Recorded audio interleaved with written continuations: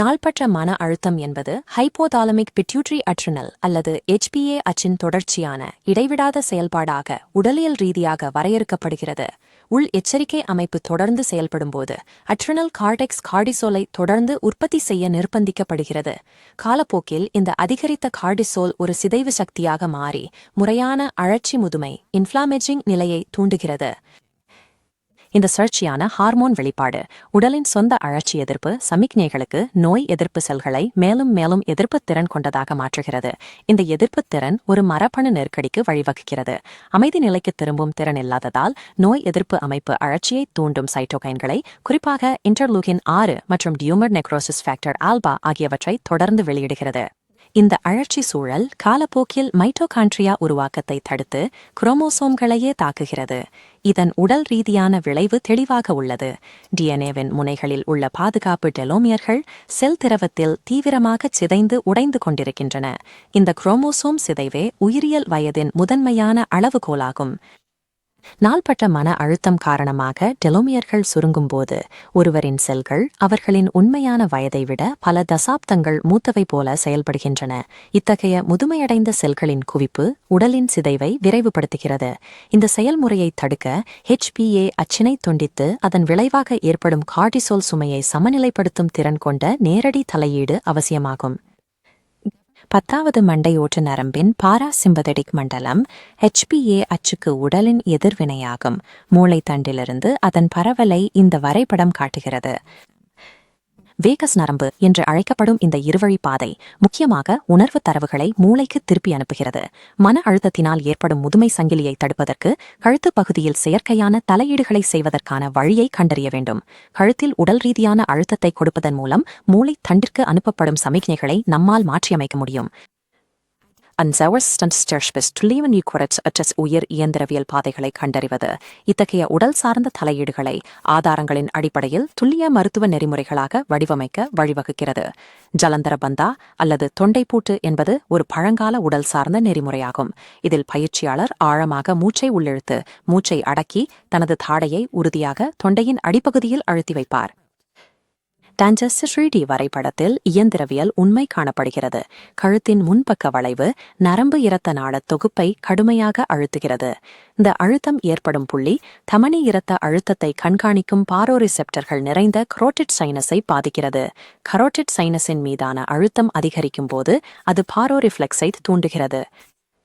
இரத்த அழுத்தத்தில் கடுமையான ஆபத்தான உயர்வு ஏற்பட்டுள்ளதாக மூளை தண்டு ஏமாற்றப்படுகிறது. தொண்டைப்பூட்டு என்பது ஒரு உயிரியக்கவியல் தந்திரமாகும். இது உடலின் உட்புற அழுத்த உணர்விகளை கைமுறையாக கையாளுவதன் மூலம் மூளைக்கு ஒரு மிகப்பெரிய உணர்தூண்டுதலை அனுப்புகிறது. அந்த தூண்டுதல் வேகஸ் நரம்பு வழியாக மேலே சென்று மூளை தண்டில் உள்ள மெடுல்லா ஆப்லாங்கேட்டாவை அடைகிறது. இது NTS ஆல் பெறப்படுகிறது. இந்த ஒருங்கிணைப்பு மையம் அழுத்த சமிக்ஞையை செயலாக்கி நியூக்ளியஸ் ஆம்பிகுவஸ் அனுப்புகிறது.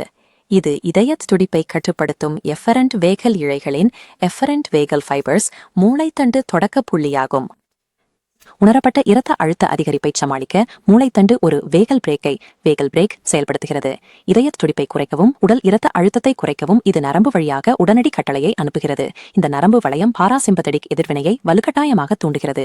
சிம்பதெடிக் போராடு அல்லது ஓடு ஃபைட் ஆர் ஃபிளைட் நிலை இயற்கையாக குறையும் வரை காத்திருக்க தேவையில்லாமல் இது இதயத் துடிப்பை உடனடியாக குறைக்கிறது. இந்த வேகல் சமிக்ஞையின் தாக்கம் இதயத்தை தாண்டி வெகு தூரம் செல்கிறது. இது நோய் எதிர்ப்பு மண்டலத்திற்குள் ஆழமாகச் சென்று குறிப்பாக மண்ணீரல் மற்றும் பிற அழற்சி தேக்கங்களை இலக்காக கொள்கிறது. இது கோலினர்ஜிக் அழற்சி எதிர்ப்பு பாதையை தூண்டுகிறது. இது நரம்பு மண்டலம் நோய் எதிர்ப்பு உயிரணுக்களின் செயல்பாட்டை நேரடியாக கட்டுப்படுத்தும் ஒரு செயல்முறையாகும். வேகஸ் நரம்பின் முடிவில் நரம்பு முனைகள் அசிடைல் கொலினை நேரடியாக நோய் எதிர்ப்பு செல்களின் மீது வெளியிடுகின்றன. இங்கே நீங்கள் காண்பது போல அந்த நரம்பு கடத்தி செல்லின் மேற்பரப்பில் உள்ள ஒரு ஏற்பியுடன் இணைந்து வீக்கத்தை உண்டாக்கும் துகள்களின் வெளியேற்றத்தை உடனடியாக நிறுத்துகிறது. குறிப்பாக அசிடைல் கொலின் மேக்ரோபேஜ்களின் மேற்பரப்பில் உள்ள ஆல்பா 7 நிகோடினிக் ஏற்பிகளுடன் பிணைக்கப்படுகிறது. சென்ட்ரானிபர் செல்லுக்குள் உள்ள JAK2 STAT3 சிக்னலிங் ஃப்ரையப்பரிக்கிறது. The reduced செயல்தன்றை ட்ரைண்டர் சைட்டோகைன் ரைட் மேக்ரோபேஜ் வேர்டரேட்டர் அம்ரதக்ரியான். இந்த மூலக்கூறு தொடர்பு சங்கிலியின் இறுதிப்படியாகும். இதுதான் இயந்திரவியல் கழுத்து சிகிச்சை மன அழுத்தத்தால் ஏற்படும் செல் சிதைவின் காரணிகளை நடுநிலையாக்கும் தருணமாகும். மருத்துவ சிகிச்சையில் இந்த வேகல் விளைவுகள் பெரும்பாலும் டாக்டர் ஸ்டீபன் போர்கஸின் பாலிவேகல் கோட்பாட்டின் மூலம் விளக்கப்படுகின்றன.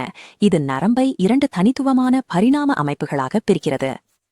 Van the Sortser or Farmier's Tarsal Vagal Complex, Dorsal Vagal Complex, குறித்த செல்லிழப்பை நிர்வகிப்பதாயும் பாலூட்டிகளுக்கு மட்டுமே உரியதாக கருதப்படும் Ventral Vagal Complex, சமூக ஈடுபாடு மற்றும் சுய ஆறுதலை நிர்வகிப்பதாகவும் கூறுகிறது. இருப்பினும் நரம்பியல் உடற்கூறியல் நிபுணர்களும் பரிணாம உயிரியலாளர்களும் இந்த படிநிலையை பெருமளவில் நிராகரித்துள்ளனர். இந்த கோட்பாட்டின் உடற்கூறியல் வேறுபாடுகள் நவீன ஆதாரங்களுடன் முரண்படுகின்றன. இதயத்தை ஒழுங்குபடுத்தும் இந்த வேகல் சுற்றுகள் பாலூட்டிகளுக்கு மட்டுமே உரியவை என்ற வாதம் தவறானது.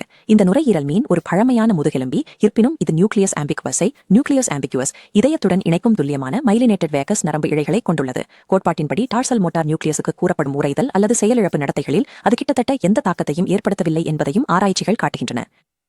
இந்த கோட்பாடு மருத்துவச் சூழல்களில் ஒரு பிரபலமான உருவகமாக தொடர்ந்தாலும் வேகஸ் நரம்பு உண்மையில் பரிணாம வளர்ச்சியின் அடிப்படையில் அடுக்கப்பட்ட உணர்ச்சி படிநிலையாக இல்லாமல் ஒரு ஒருங்கிணைந்த நரம்பு இயந்திர சுற்றாகவே செயல்படுகிறது. இந்த சுற்றின் ஆதாரபூர்வமான முடிவுகளை செயலில் காண 4-7-8 தொண்டை பூட்டு நெறிமுறையின் போது பதிவு செய்யப்பட்ட மருத்துவ தரவுகளை நாம் பார்க்கலாம். முரண்பாடாக லாக் செய்யும் போது இதய துடிப்பு அதிகரிக்கிறது. இது தீவிரமான சிம்பத்தட்டிக் செயல்பாட்டை குறிக்கிறது. ஆனால் விடுவிக்கப்பட்டவுடன் உயர் அதிர்வெண் பேராசிம்பத்தட்டிக் ஆற்றலில் ஒரு மிகப்பெரிய உயர்வை தரவுகள் காட்டுகின்றன. இந்த குறுகிய கால கட்டுப்படுத்தப்பட்ட அச்சுறுத்தல் ஒரு ஹார்மெடிக் அழுத்த காரணியாக செயல்பட்டு சாதாரண ஓய்வை விட மிகவும் ஆழமான ஒரு மீளுருவாக்க எதிர்வினையை தூண்டுகிறது. கரோடிட் பாரோரிசெப்டார் முதல் ஆல்பா 7 நிகோடெனிக் ஏற்பி வரையிலான இந்த சுற்று கணிக்கத்தக்க இயந்திரம் என்பதை தரவுகள் உறுதிப்படுத்துகின்றன. முதுமையின் மூலக்கூறு அடையாளங்களை சமன் செய்யவும் நாள்பட்ட அழுத்தச் சிதைவுக்கு எதிராக உடல் மரபணுவை நிலைப்படுத்தவும் இது ஒரு நடைமுறை வழியை தருகிறது.